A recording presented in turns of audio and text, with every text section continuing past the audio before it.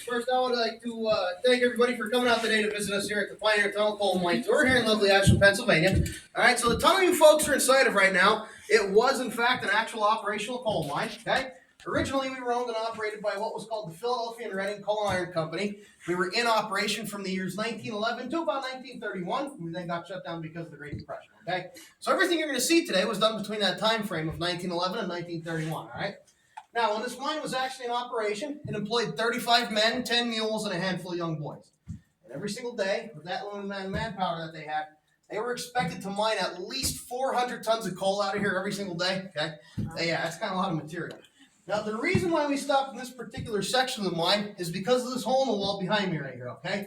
Now, I know you guys in the back, you won't be able to see this too well right now, but I'm going to continue on down the tunnel. I'll drive slow so you can take a look at it. Okay. But this hole in the wall right here. All right. So, can you guys all see that black rock right here? Okay, so that right there, that's actually a vein of coal, all right? This is one of the 13 veins of coal that are present in this mountain, and this particular vein, this is what we refer to as the Mammoth Vein, all right? Now, where you guys are sitting, you're actually sitting inside of the largest vein of anthracite coal on the entire planet, all right?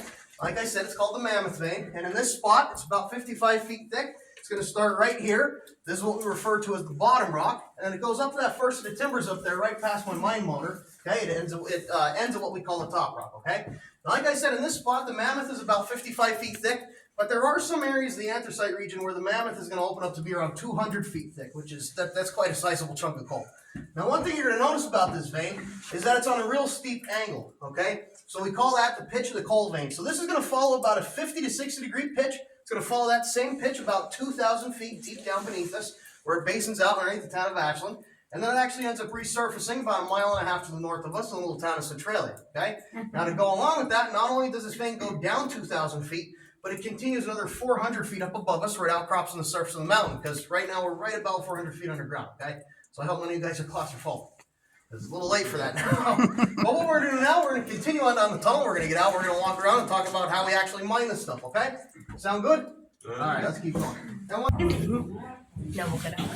Yep.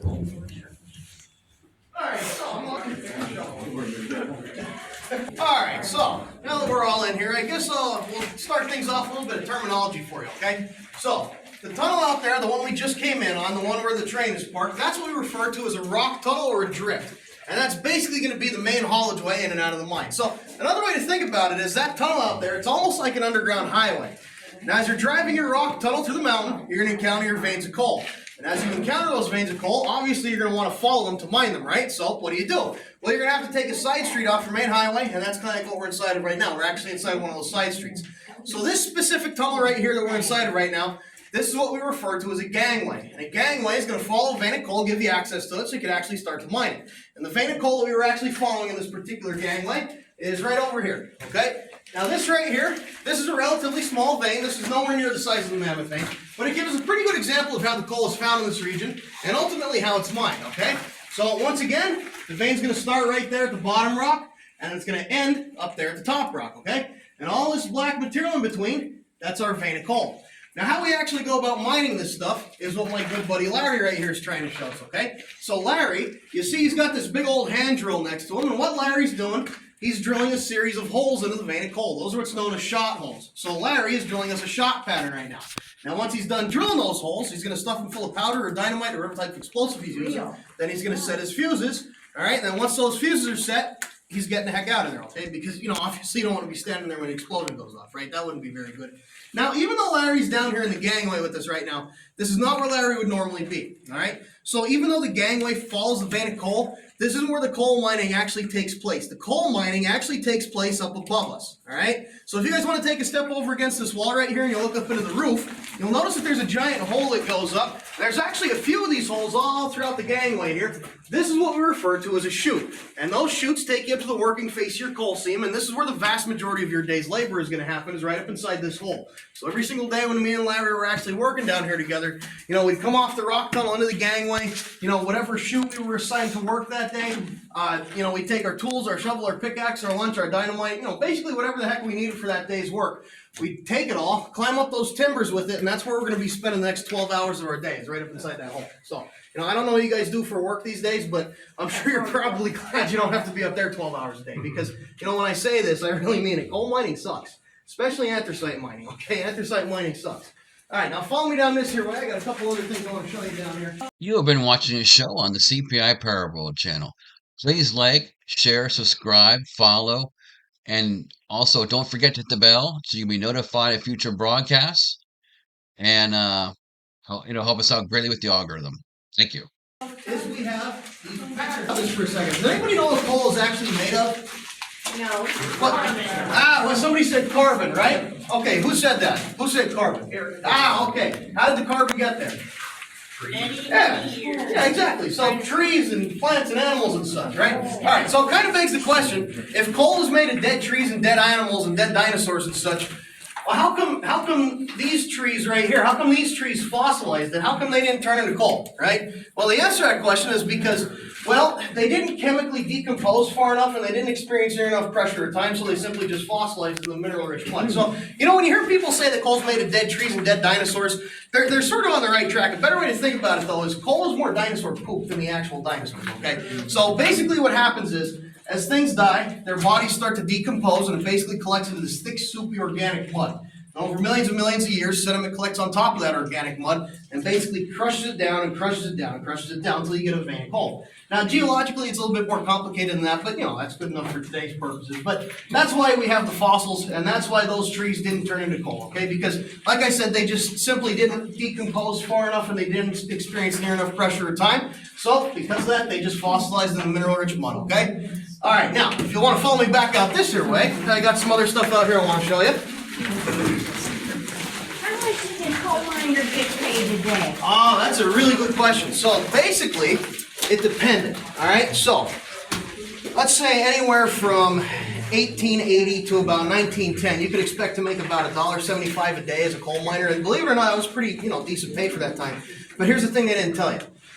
They didn't tell you that whatever you used in the mine came out of your paycheck at the end of the day. So realistically, there were a lot of days when you would go home owing the company money, and on top of that, they never paid you in real money. They only ever paid you in what was known as company script, and that company script was only good at the company store. So you were a slave? Pretty much, yeah. I think they call it indentured servitude or something like that, right? I think that's the term for it. So basically, yeah. So these guys had really, really tough lives. What about the black lung?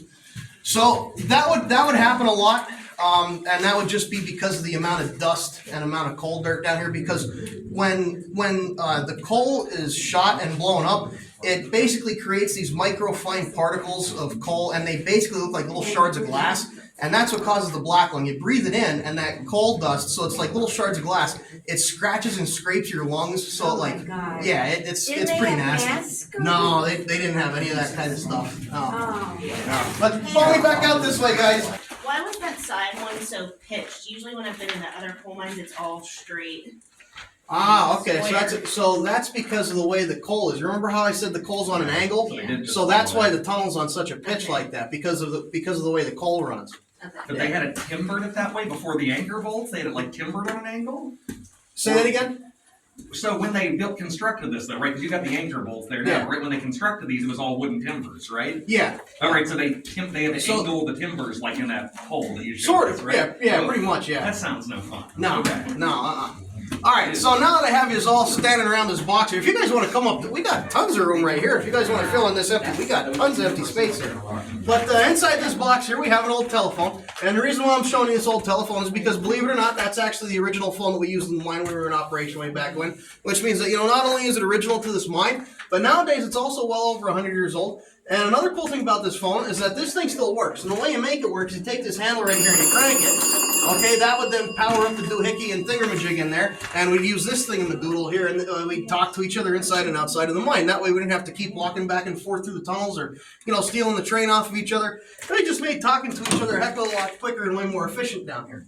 Now, also inside this box, we have this little fella, okay? A little rat. Now, these little rats, I know you're probably thinking kind of disgusting, right? They're pretty vile creatures, but back in the day when we were working down here, they were basically our best friends, and they were incredibly, incredibly important animals. Does anybody want to try and take a guess as to why that might have been? Dangerous fumes. Ah, okay, so gases and such. Why? Right? So that's exactly one of the reasons. So these little fellas right here, like I said, they were our best friends down here, and that's because they had extremely, extremely good senses.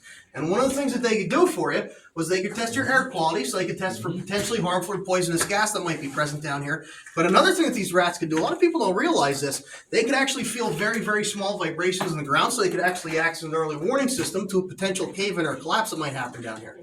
So, you know, back in the day when me and Larry were working down here together, you know, we always packed extra food. That way we could feed the rats all day long because, you know, they're extremely, extremely food-driven creatures. So they're just like me. If I see a slice of pizza running down the gangway, I'm following that slice of pizza. Same thing with the rats.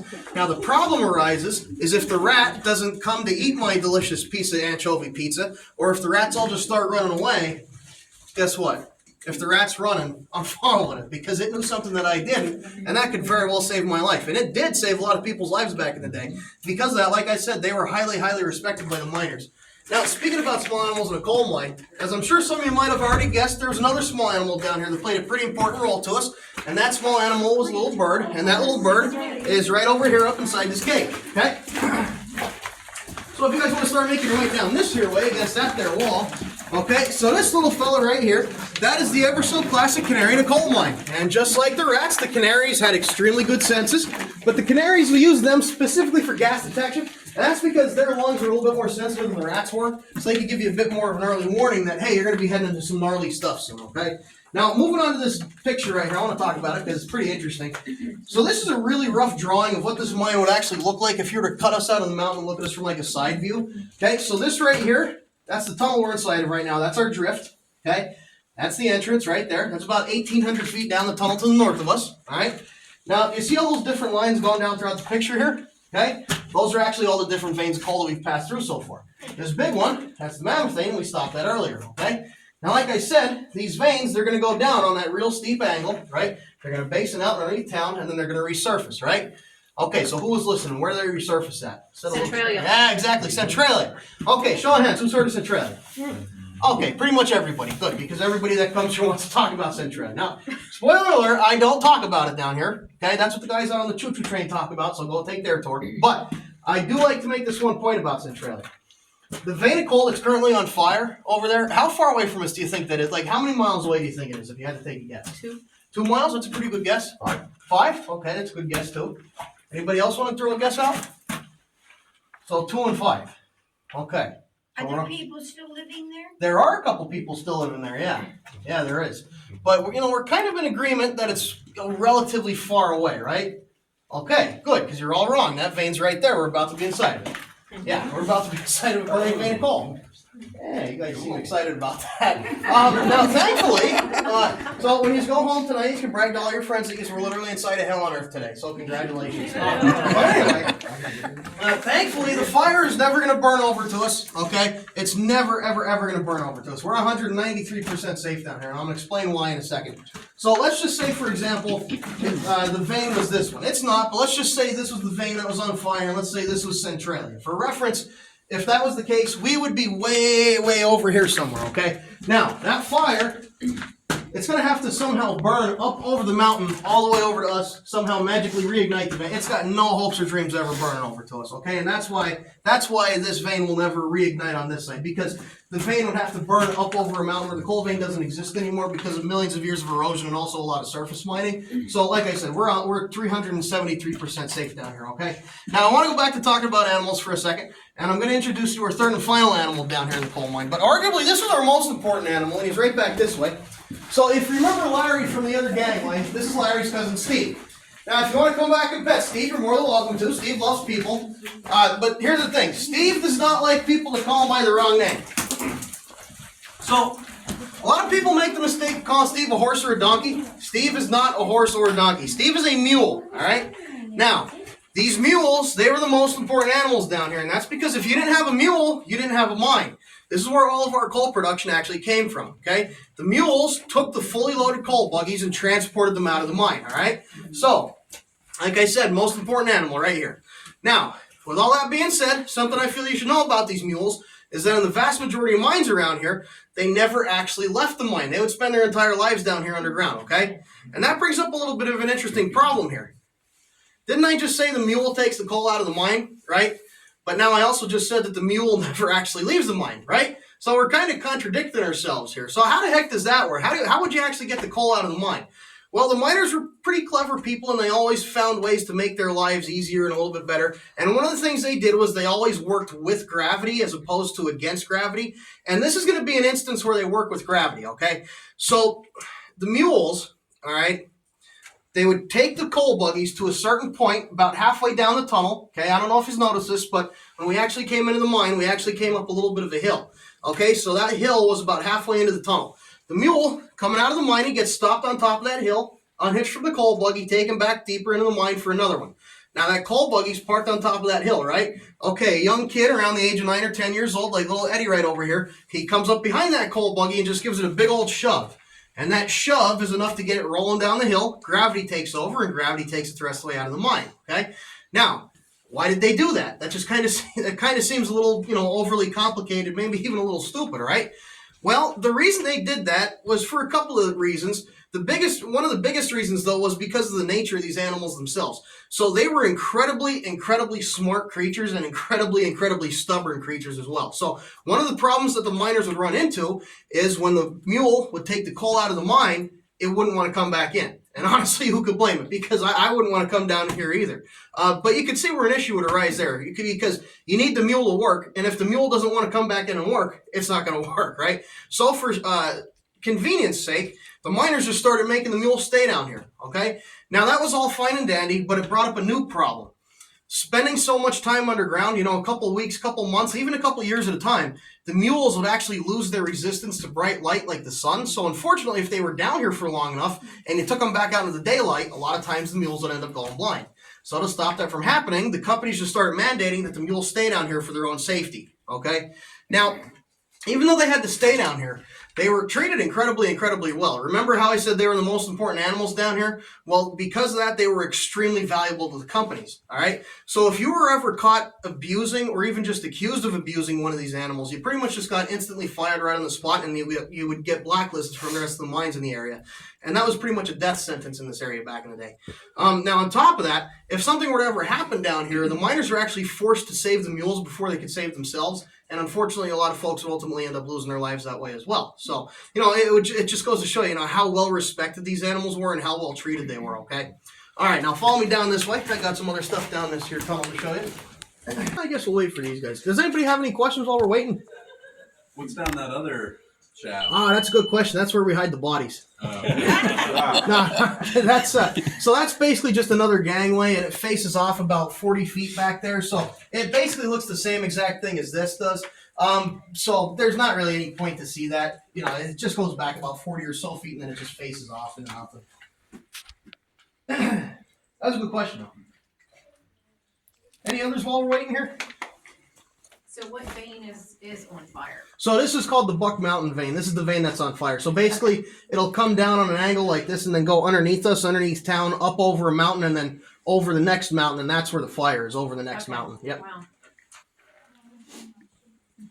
All right, so since most of us are in this timbered section here, I'm going to point out this ladder to you because it's kind of interesting. So remember back in the other gangway, I showed you that chute, right? And I said you were going to be up inside one of those chutes for about 12 hours a day working, right?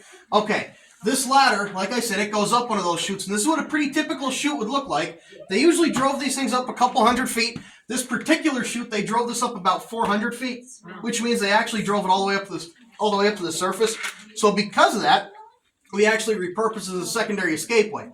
And unfortunately, that's what we still use it for today. So, God forbid something were to ever happen that we couldn't get out the way we came in.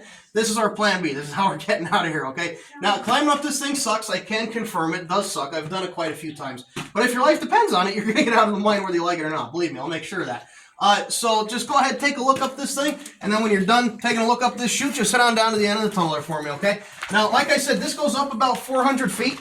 And the reason why you can't see daylight up there is because it actually gets steeper the higher up you go.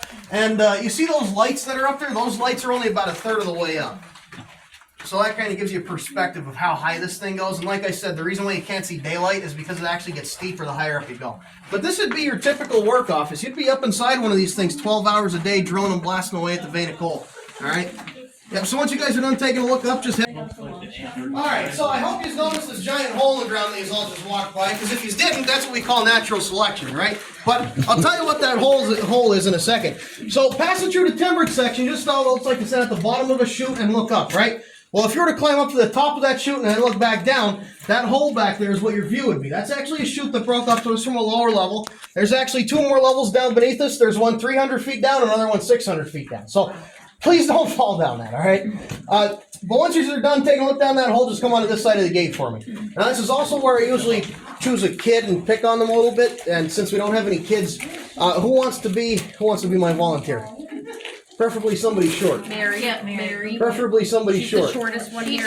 Oh, wait. Oh, you're short, too. Well, let's stand next to each other. We'll compare. Yeah, no, you're definitely. Yeah, you win. Get over here. Yeah. You're gonna be the kid for today, all right? So stand right about here, folks. All right. So remember how I keep saying that you're gonna be up inside of a chute working for about 12 hours a day, right? Okay. So typically closer towards the end of that 12-hour shift, that's when you're gonna go through the process of filling up your coal buggies to make your money for the day. And generally, that's going to be a 2-person job, and that's what these 2 gentlemen right behind me are doing, okay? So we met Larry, Larry's cousin Steve, and these are Steve's 2 brothers. We have Carly, and we have Mo, all right? And we're going to be talking about what Mo's job was.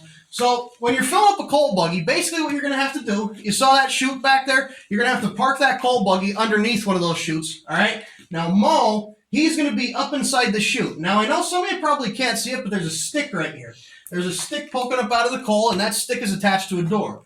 Mo is going to be operating that door, and basically what he's going to do, he's just going to keep lifting up and down, and up and down, and up and down, and up and down. That's basically just going to control how much coal is flowing into the coal buggy. Now his partner Carly here, it kind of looks like Carly's just sitting down, taking a break, letting Mo do all the hard work, doesn't it? But he's not just sitting down taking a break. If you take a look at his feet right here, you'll notice something a little peculiar. He's got 1 foot on the coal buggy, and he's got his other foot inside of it. And the reason being is he's actually using his feet to measure how full the coal buggy is. So he knows once his feet get even with each other, that meant the coal buggy was full, and it was time to take it out of the mine to start a new one. Now you might be thinking to yourself, well, why the heck is he using his feet? Can't he just see with his 2 perfectly good working eyes, right? Well, if they were mining today, they'd have the luxury of electricity, but back in their day, it looked a little bit more like this down here, okay?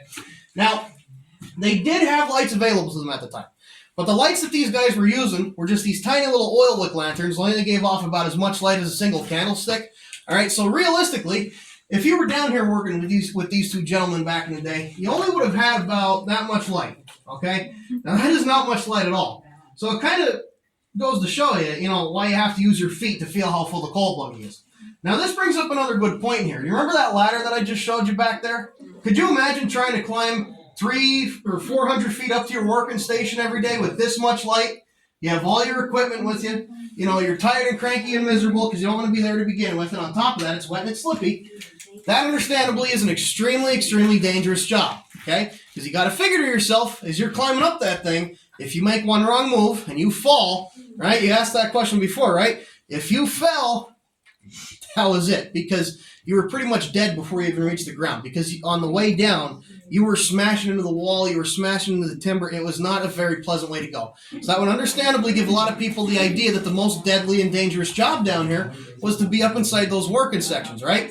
And you'd be forgiven to think that, because it was an incredibly dangerous and incredibly deadly job. But unfortunately, it wasn't the most deadly job down here, because the most deadly job down here was actually done by the young kids that were employed by the coal mine, okay? Now, I know you're not a young kid no more, but by chance, do you remember what you got for your 6th birthday? You don't remember what you got for your 6th birthday? Okay. But you can kind of guess. You probably got maybe some cake, maybe some toys, maybe some games or whatever, right? So you probably got some fun stuff, right? Okay, so how about this? Instead of giving you cake and toys for your 6th birthday, I give you this, all right? So go ahead, hold that up real high so everybody can see it. Okay, that's just a simple piece of wood. It's basically just a stick, all right? Now, you would have been what was known as a runner or a spragger, okay? This is called a sprag, all right? Like I said, it's just a simple piece of wood. Now, remember back at the mule barn, I said because the mules never leave the mine, you got to push it down the hill, right? Gravity takes over, gravity takes the rest of the way out, right? Okay, gravity's pretty darn powerful. Once it gets that buggy moving, it's just going to keep chugging right along, right? Till you have to stop it. You're the brakes. All right, this right here is your brakes. So you have to run up alongside a fully loaded coal buggy, and for reference, when this thing's fully loaded, this is a 4-ton coal buggy. You got to try and jam that stick. You see that wheel right there? It's painted silver. There's a sprag in the wheel. So that's the target that you have to aim for. So you got to run up alongside this monster, try and jam that stick into the wheel as a little 6-year-old kid. You think you can do that? Exactly. So, you just saw how dark it gets in here. It's wet and it's slippy, like I said. And realistically, there's track and rail beneath our feet right now. That is a huge, huge tripping, falling hazard.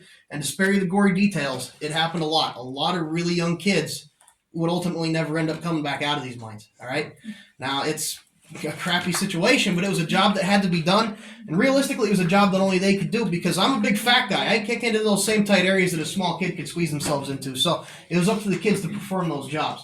But hearing stuff like that, I get it. It's kind of brutal, but it's incredibly important to hear that kind of stuff, and it's incredibly important to remember it because it just goes to show how lucky we really have things these days and how much we really take for granted. Because no matter how bad your situation is, at least you're not down here working for me. You know what I mean? And this is also when I usually tell the kids in the audience that they should be happy that mom and dad only tell them to clean their rooms every once in a while. But if any of you do have any youngins at home, there you go. There's some ammunition for you to use to play tonight. So, but anyway, I'll take that back. Thank you very much. So, do you guys have any questions while we're down here? Does anybody want a job application? No, we are hiring. You can start Monday. Are you sure? Nobody wants a job application. Nobody wants to be a coal miner. Would it make you sick to know that I had to go to college to do this? They tell you to go to college to get out of the mines. I can't college to go into the mines. That's messed up. But anyway, all right. Well, if there's no more questions, we can head back out of the mine. I'll get you on out of the. I'll take you back out on the train. Get you on out of the mine. Okay.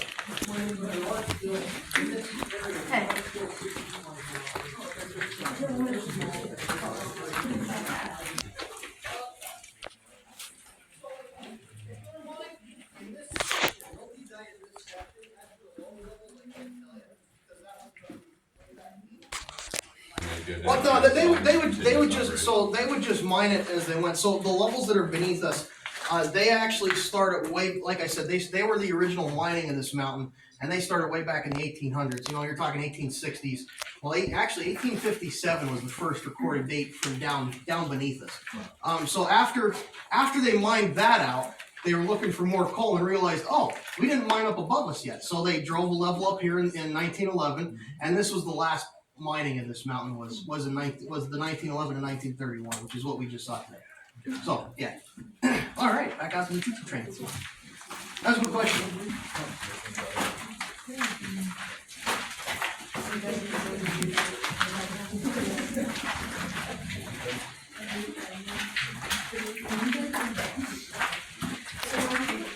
Get a shot of you guys.